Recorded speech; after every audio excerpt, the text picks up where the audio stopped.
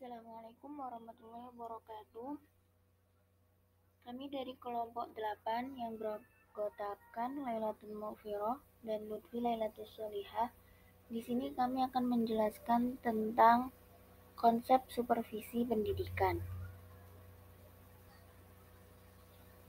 Adapun poin pembahasannya yakni pengertian supervisi pendidikan, tujuan dan fungsi supervisi pendidikan, prinsip-prinsip supervisi pendidikan, dan penerapan program supervisi pendidikan dalam satuan pendidikan.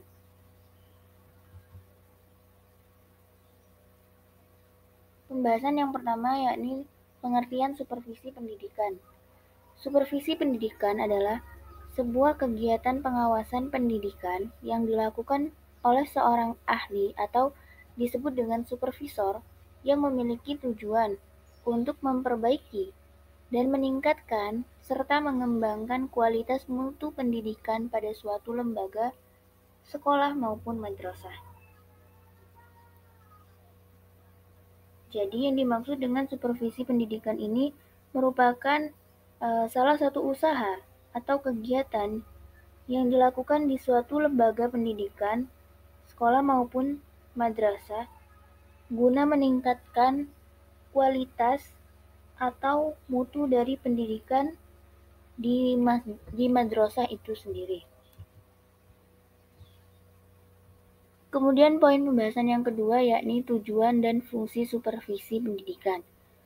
Tujuan supervisi pendidikan meningkatkan kualitas pembelajaran dengan cara memberikan layanan maupun bantuan, meningkatkan kualitas mengajar guru di kelas sehingga membantu guru untuk mengembangkan profesinya maupun pribadi guru tersebut.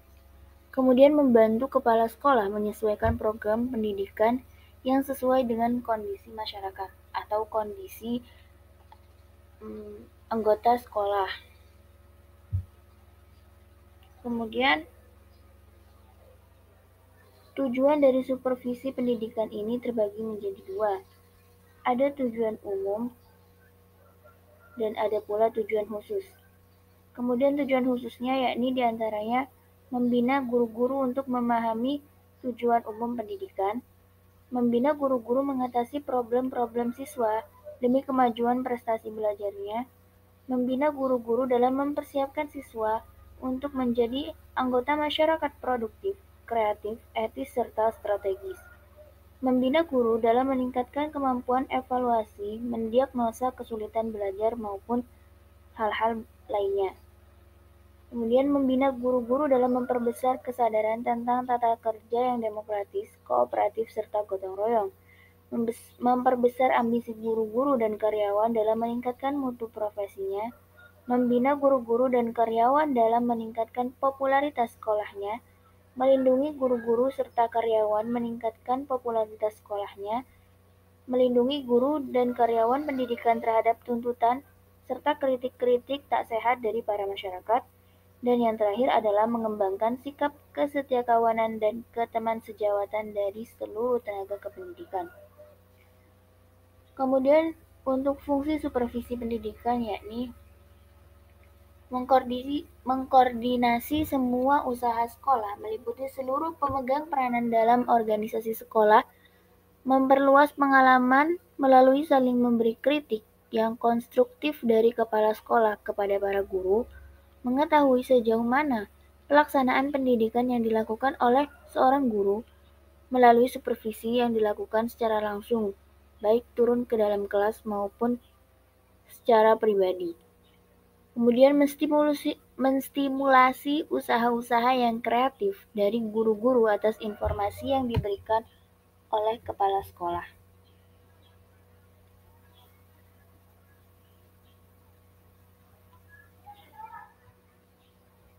Pembahasan yang berikutnya yakni prinsip-prinsip supervisi pendidikan. Prinsip-prinsip supervisi pendidikan terbagi menjadi 4, yakni yang pertama adalah prinsip ilmiah atau saintifik, yang mengandung ciri-ciri kegiatan supervisi dilaksanakan berdasarkan data objektif yang diperoleh dalam kenyataan pelaksanaan proses belajar mengajar.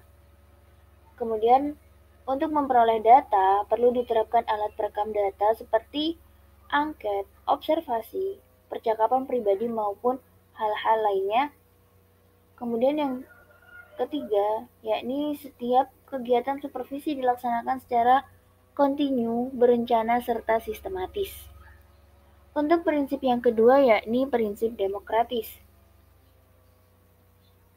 Demokratis di sini mengandung makna menjunjung tinggi harga diri dan martabat seorang guru, bukan berdasarkan atasan maupun bawahan, namun berdasarkan rasa kesetiakawanan atau kesejawatan.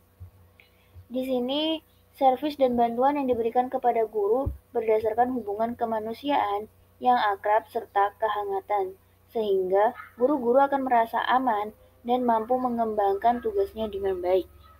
Kemudian untuk prinsip yang ketiga yakni prinsip kerjasama, mengembangkan usaha bersama atau menurut istilah ini adalah sharing of ID atau sharing of experience atau memberi support, mendorong, menstimulasi seorang guru sehingga mereka akan merasa bahwa mereka sedang bekerja sama atau tumbuh bersama dan berkembang bersama. Kemudian prinsip yang terakhir yakni prinsip konstruktif dan kreatif. Setiap guru akan merasa termotivasi dalam mengembangkan potensi kreativitasnya jika supervisi mampu menciptakan suasana kerja yang menyenangkan, bukan malah menakutkan. Jadi, pada prinsip ini, supervisi akan memberikan atau menciptakan suasana kerja dari para guru maupun tenaga kependidikan itu lebih menyenangkan, agar tidak berkesan menakutkan atau justru memberi tekanan. Kemudian, selain dari prinsip-prinsip tersebut, ada prinsip-prinsip supervisi pendidikan yang mencapai tujuan mutu pendidikan, yakni secara aplikatif sebagai berikut. Supervisi bersifat memberikan bimbingan dan memberikan bantuan kepada guru maupun staf sekolah untuk mengatasi masalah atau mengatasi kesulitan, bukan mencari kesalahan. Kemudian pemberian bantuan dan bimbingan dilakukan secara langsung, artinya pihak yang mendapat bantuan dan bimbingan tersebut tanpa dipaksa atau dibukakan hatinya dapat merasa sendiri serta sepadan dengan kemampuan untuk mengatasinya sendiri. Kemudian, apabila supervisor merencanakan akan memberikan saran maupun umpan balik, sebaiknya disampaikan sesegera mungkin agar tidak terlupakan dan sebaiknya memberikan kesempatan kepada pihak yang disupervisi untuk mengajukan pertanyaan ataupun tanggapannya. Dan yang terakhir yakni kegiatan supervisi ini dilakukan secara berkala atau kontinu, misalkan 3 bulan sekali atau 2 bulan sekali. Kemudian bukan menurut minat maupun kesempatan yang dimiliki oleh supervisor. Jadi lebih terstruktur atau terencana dan sistematis. Kemudian untuk poin yang terakhir yakni penerapan program supervisi pendidikan pada satuan pendidikan. Penerapan program supervisi oleh pengawas satuan pendidikan memiliki kegiatan yang berupa pengamatan secara intensif terhadap proses pembelajaran pada lembaga pendidikan. Proses ini ditindaklanjuti dengan pemberian feedback atau reward dan supervisi pada dasarnya ini diarahkan pada dua aspek, yakni supervisi.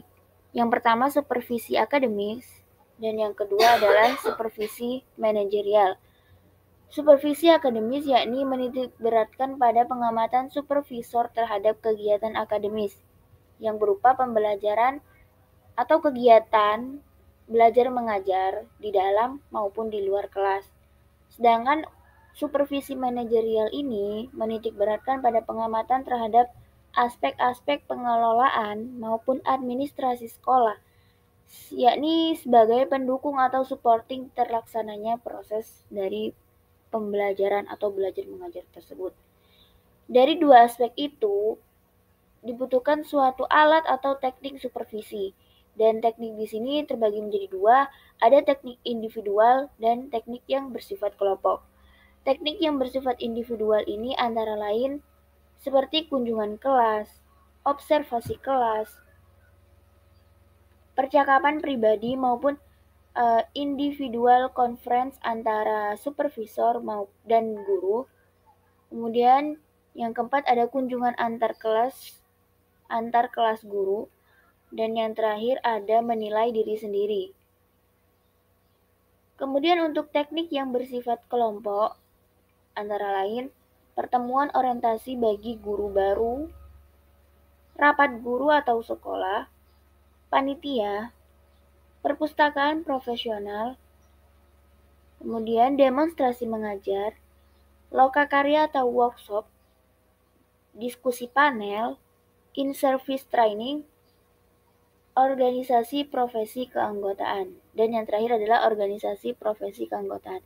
Jadi melalui teknik individu maupun kelompok tadi itu dapat dilakukan untuk kegiatan supervisi atau penerapan program supervisi pendidikan pada satuan pendidikan. Baik, sekian presentasi dari kelompok 8. Kurang lebihnya mohon maaf. Terima kasih dan semoga bermanfaat. Wassalamualaikum warahmatullahi wabarakatuh.